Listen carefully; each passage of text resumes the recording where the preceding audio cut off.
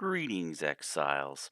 So, in this video, we're going to be going over the three pillars of Conan Exiles and a generalization of how to fix, kind of how to fix what's wrong with the game in general. Just a little backstory.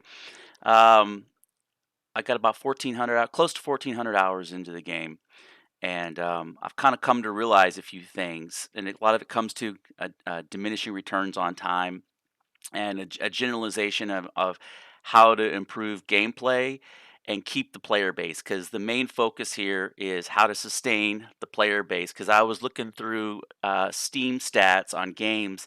Conan's currently sitting around 8,000 players. When you compare it to its next competitors, which would be Ark, and then which is sitting around 60,000, and then Rust is sitting around 85,000. And so uh, and this comes from a lot of this thought process comes from how to build a better mousetrap. You try to build a better mousetrap. You get rated, which is not a big deal. Many people quit after being rated, and you get rated, and you try to figure out, okay, how do I? And that's part of the game I actually enjoy. How do I, build defenses, build better base designs, and then you kind of come to a certain realization after you build a certain base, and you dump 30 or 40 hours into it, and you get it to where you need it, and you witness the raid go down, and you're like, your base kills them off, like your thralls, and the way that you have things engineered on plateaus, and they're boxed in with fences, and everything is working seamlessly, and they're just getting wrecked, right? They're getting wrecked. I mean, and they've built a vault out front, and they got their spawn points, and you just see their little pile of rocks with their skeletons, and there's like 20 of those things out there because your thralls are eating them alive, and they just keep coming back, and then you jump down, you run around, you loot all their bodies, and then you go dump their stuff in the vault, right? I mean, you go dump all their Dafari armor in the vault, and then they just keep through attrition. They eventually burn down your thralls, and then they're able to kind of start placing explosives, and then they start grinding through the mass volume of hit points that you have. And it's the last building I built had it was the equivalent of 9 foundations thick, and so it come out to be kind of somewhere around a million to a million and a half hit points, and in between those foundations there were fences sandwiched, so it was basically fence foundation, fence foundation, fence foundation, 9 deep, and about a million and a half hit points, and it took them somewhere about 3 hours to get through all of these all of these foundations. And a couple things come to realize is I was like, man, how do I build a better mousetrap? Like, how do I build a better, and they, at this point, they're so committed to getting inside that they're not stopping. And then when they finally get inside and they realize that nothing's inside, they're pissed. They're pissed. Like they are livid. And so they just go and they kill everything.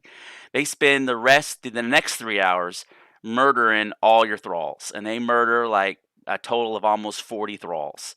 And which is not a big deal, but then when it's all said and done with, and you add up, you kind of take some metrics, and you figure out the time that they've committed and the time that you've committed, even though it is immensely gratifying to troll them um, through the process. You just kind of take a hard look at metrics, and you're like, okay, they've committed 6 hours plus whatever it took them to farm the explosives. Maybe 4 hours. That's kind of hard. That's subjective, but they probably had to go through 150 bombs, maybe 100 bombs, to get in there. And then once they got in there, there was nothing. But you had to farm all those thralls. And the problem with thralls is they're immensely time intensive because you got night aid. You not only do you have to go get them, but then it's kind of the babysitting them on the wheel of pain, making sure that there's food on there, which is not an overly challenging task. It's just a lot of time management and keeping up on those because people do like to break in there and steal your thralls. So it's just an overall time management scenario. And then you factor in all the farming of tier 3 materials and baking brick, and it's just more management of resources and time. And then you probably figure out you got about 40 hours into it.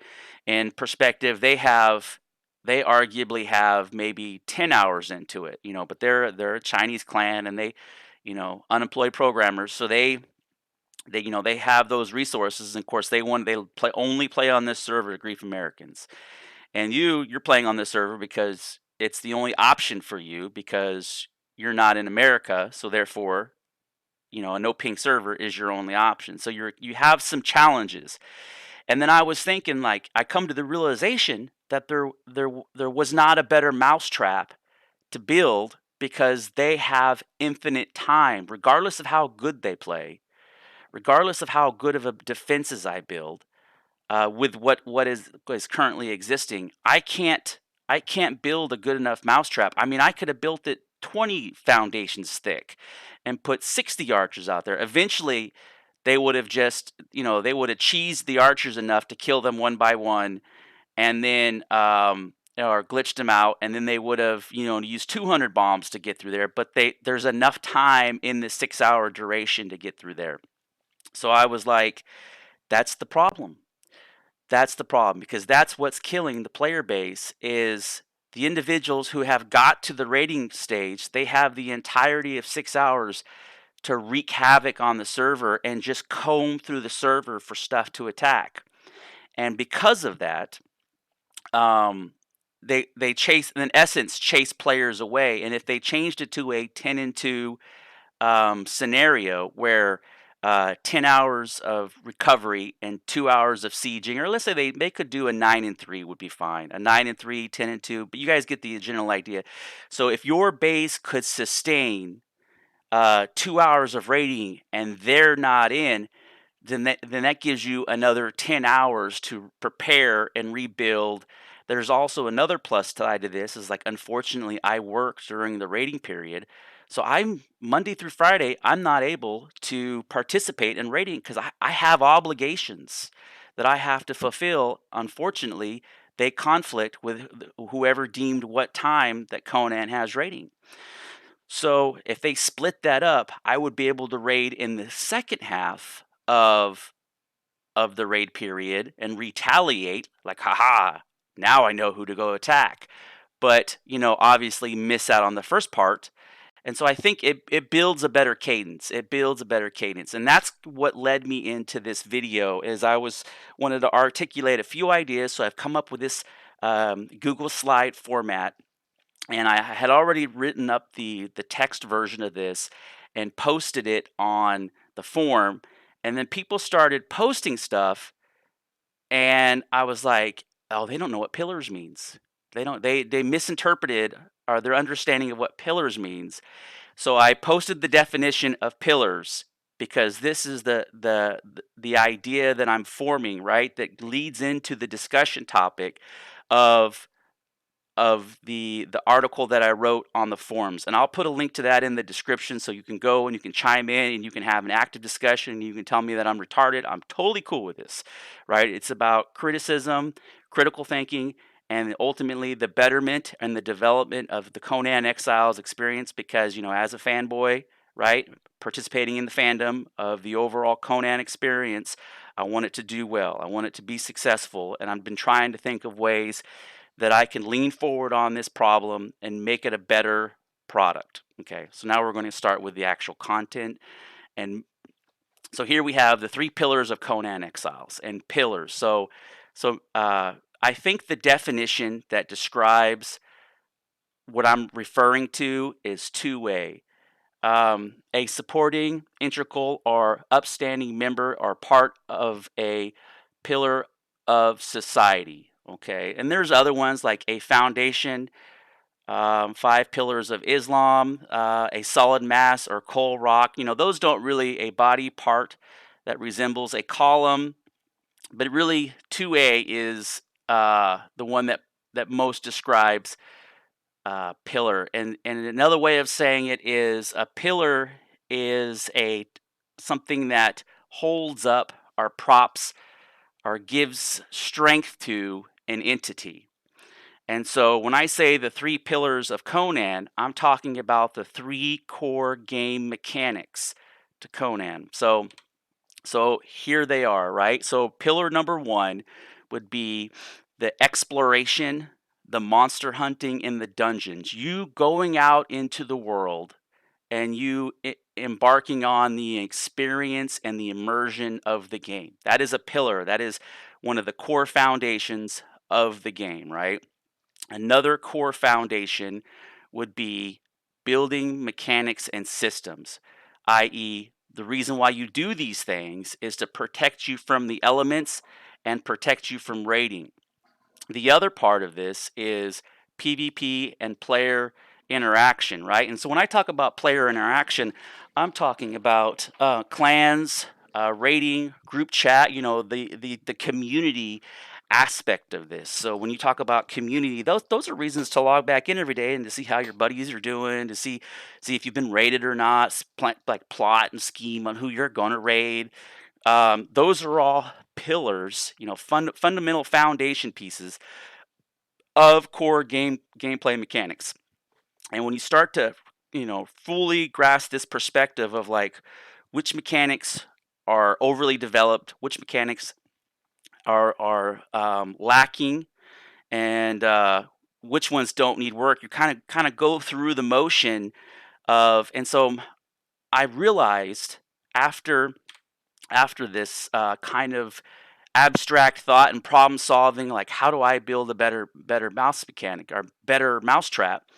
And here's I got this blurb up here, and I'm not going to read it. I'm just going to talk through some of the concepts and ideas of what I'm formulating. But nearly 1,400 hours of gameplay, and the big thing here is I realized that there aren't enough defensive systems in order to protect yourself against an unlimitless attack. Like they're not putting forth any resources. They're using their thralls to, they'll get your thrall stuck, and then they'll cheese your thrall and then kill your thrall. And then they just over time, with unlimited amount of time, they eventually kill off all your stuff. And so, and the problem is this players get upset and they leave. And when they leave Funcom, then the whole community in general is affected. And so there's some balancing that needs to take place through this.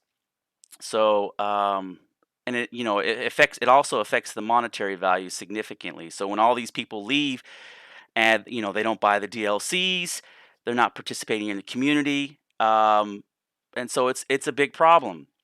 So my first piece of this is changing the raid times, right? Changing how. I'm not saying that there's less of it. I'm just saying you fragment it to where they don't have 6 hours is too much for current systems. If they have all these defensive systems, then okay, that's fine. But without having moats, without having an improved palisade, an iron palisade, they have to fragment it.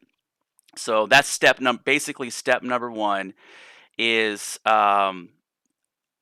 fragment the raid time for a recovery period, and it doesn't give some jackass 6 hours to cheese all your thralls and glitch them out and then kill them one by one, and then you lose 30 hours of collectible playtime because they were able to cheese out your thralls.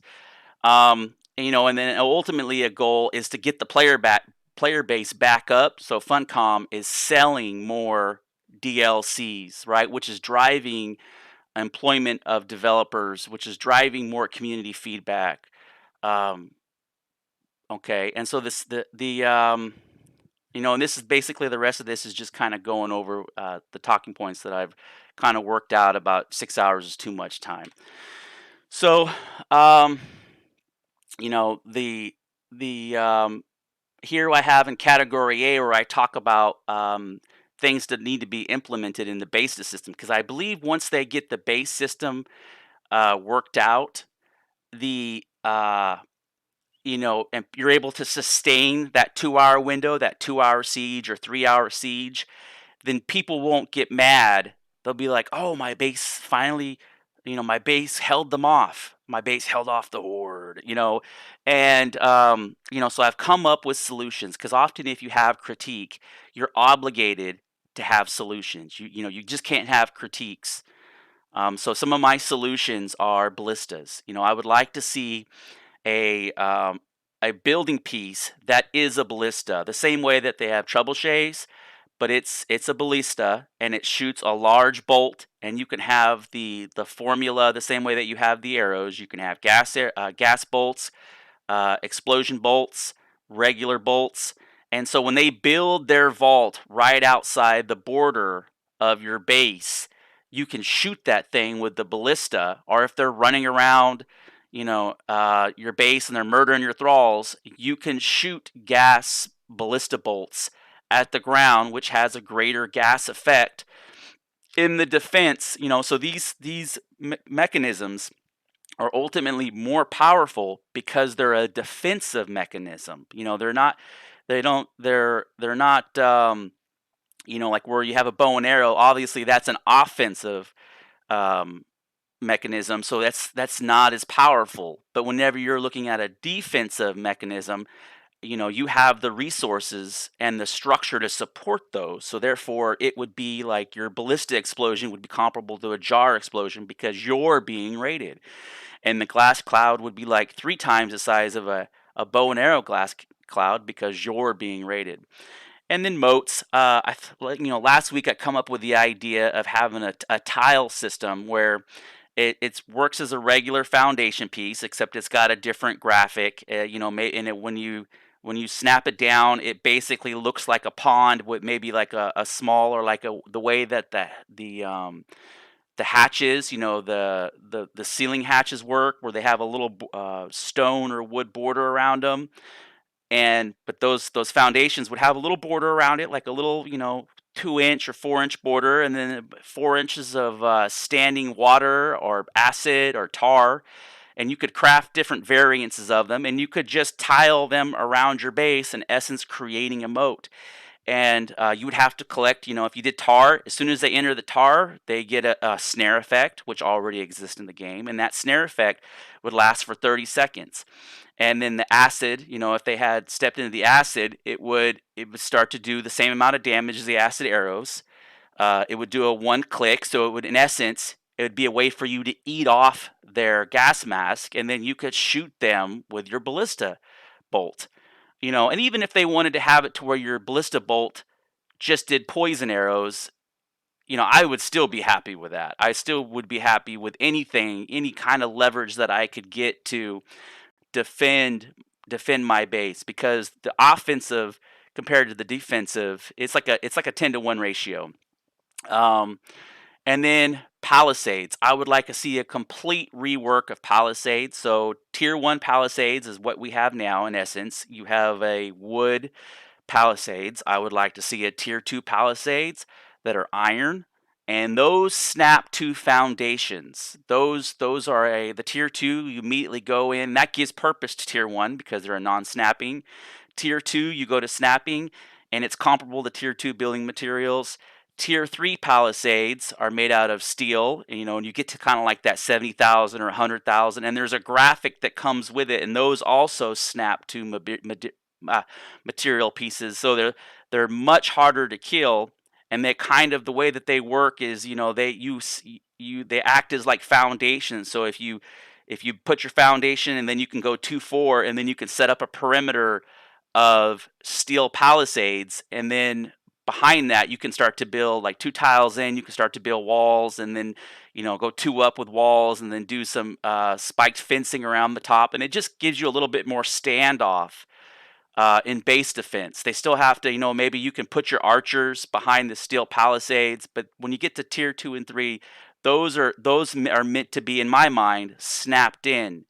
and they have hit points that are comparable to the tier 2 and tier 3 wall set. And I think those alone, I mean, not even the moats or the ballistas, but those palisades alone would make a huge difference in your ability to hold off that time frame, right? Because that's the problem right now is, um, what their cost is to what your cost to defend ratio is not dialed in. It's way off. So those are kind of my three recommendations on, general base defense. I would love to see like more craftable traps, bear traps. I'd love to see bear traps. I'd love to see, like some kind of, building pieces, like, where you walk into a castle and rocks fall down, and they could even use the rocks from the trebuchet. I mean, they already exist in the game, because my big focus on my wish list that I've done that has, the 90 wish list improvements. You got to go check that out. I mean, that's over the last year I've been putting this thing together, and they're all great. They don't require a lot of assets. It's just continuing refinement. So you could have a ceiling tile that works as a trap, and when they step on the bottom plate, the rocks fall down and crush them. All of these things exist in real life, but Conan has implemented the attack systems, but not the defensive systems, and that's what's chasing away the player base, because perpetually get griefed, and there's not systems that exist to defend yourself. And ultimately, my goal is to bring back up the player base. Funcom starts to be able to monetize a little bit better. They can employ more people, and so forth and so on. And so, my second piece is a little bit more, on the focus of Funcom in general. So I realize that there are two systems here. There are two problem sets. One is the software development application from Funcom themselves, right? They create a product, they believe it to be a sound product, they put it on the server, and then there are a series of server problems that exist that they're not aware of, because it's being managed by a separate entity like gPortal, and the servers exist on the gPortals. Things take place like DDoSing and crashing the server that Funcom isn't aware of, because they're like, well, we built a sound product, and the player base is, they can't log on because somebody's doing some malicious behavior and DDoSing the server, and there's that disconnect of how the game, product is being developed, and then where it is being hosted is separate and monitored separately than where it is. So they need to take a more of a, a a proactive approach on banning people. They definitely need, and I know this will diminish the ultimately like maybe 1 or 2% of the player base, but it will keep the real people around longer. They have to be more proactive about getting rid of those bad characters or bad actors as quickly as possible, so they don't act like, a cavity, and they ultimately rot out the rest of your teeth. And so maybe that's a bad analogy. And then once they're able to bring up the population to the 15,000, you could arguably, argue that, a population player base of 8,000 is a net revenue of, $100,000 or $200,000. A population player base of 15,000 people is a net revenue of 50. I mean, 600,000 or $800,000. It could be exponential. So for every 5,000 people they add to the population is blank number of revenue. I'm pretty sure they've gotten that figured out. So, they need to manage that, and so right now they've done a poor job managing their player base, and you really realize it when you look at their competitors. And Rust is just skyrocketing in their player base. That doesn't mean it's a better game, not necessarily. They do a better job at managing expectation and your ability. Like, you look in there, they have traps. they have flamethrower defense systems. They have, a plethora of mechanisms in place to defend the base.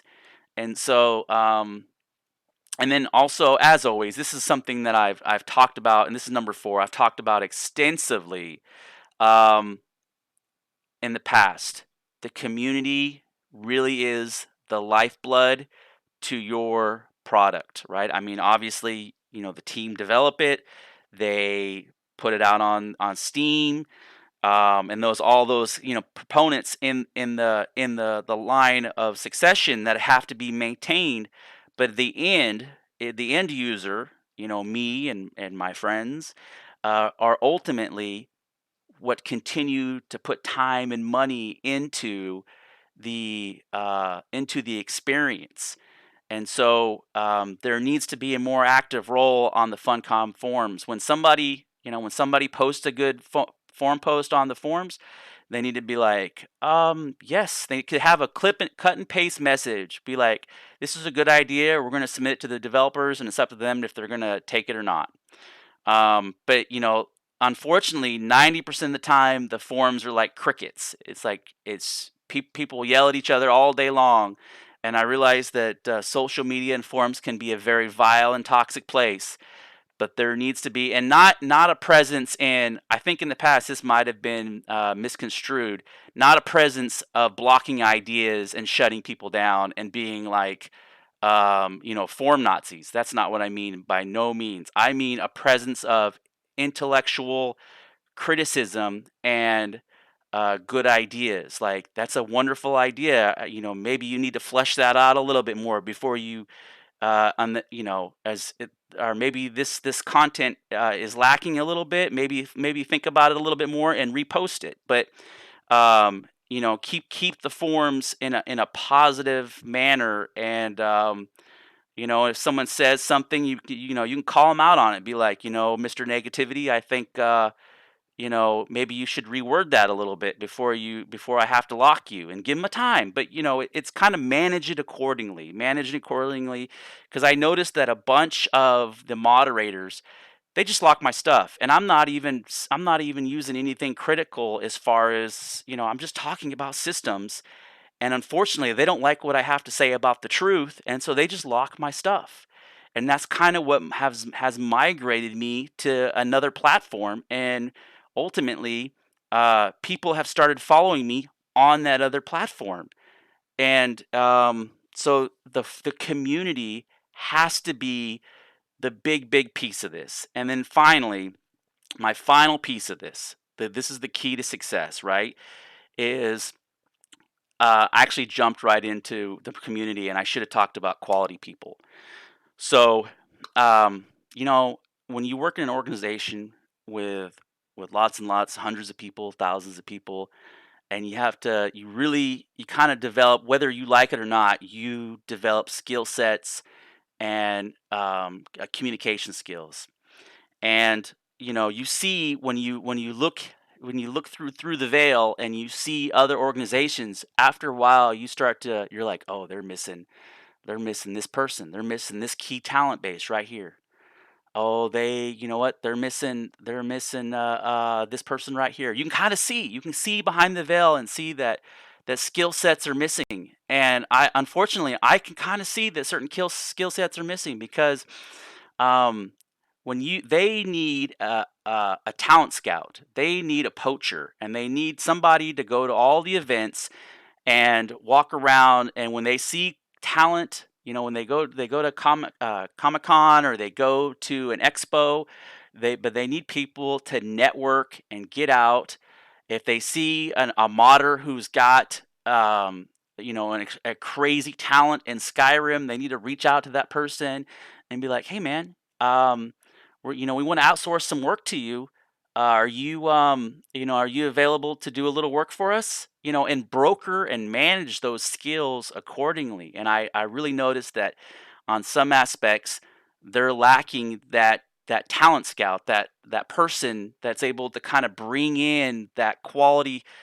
They're kind of thinking on the linear lines of how companies traditionally work. Like, they put on a website an application, and they're like, "Hey, we're hiring," and then people apply and they just hire the best one. And in our day and age, unfortunately, that model is extinct. That's expired. You have to think outside the box. You have to think dynamically, and you have to be able to hunt down those people who have unique skill sets that are aligned with your vision and main goal. And so that is not there, and they need that person to go hunting. They need a big game hunter, is what they need. But as always, I hope you enjoyed this content. This is much different than my traditional content. Um, and this is some critical thinking, and I really I'm and closure. Uh, I want Funcom to be immensely successful. I do. I get a little frustrated when I see him talking about these other games, and I'm like, man, I don't give a shit about that stuff. I want fun. I want Conan to be amazing. I don't. I do not care about Chop Chop. I do. I'm hugely disappointed in was it Conan Unconquered? What a letdown. And I've been active on their phones, no patches, no updates, just garbage. And the huge lack of leadership on that end of the scale. Huge. That game is poorly managed. So they probably got their paycheck and they walked away from it. There's no follow through. I put about 30 hours into it, talked about all the issues on the forums, like, hey man, there's some scaling issues. No valid feedback, garbage. Garbage all the way. And that's where the failure base. So like if they come out with the DLC, am I gonna buy it? Hell no. Hell no. Because I know there's no follow through. I know it's garbage. So it really comes back to that management, leadership, product development, talent scout. But ultimately, I want Conan to be successful, and that's why I'm so critical. Is I see through the veil, and I realize that stuff's not where it should be, and I'm being extremely vocal, like yelling at the wall, right? Like fix your shit. Fix your shit. And hopefully, my voice will resonate and echo through time, and they'll fix their shit and make an ass load of money. As always, like and subscribe and be critical. If you think my content is stupid, please tell me so. Um, Thank you for watching.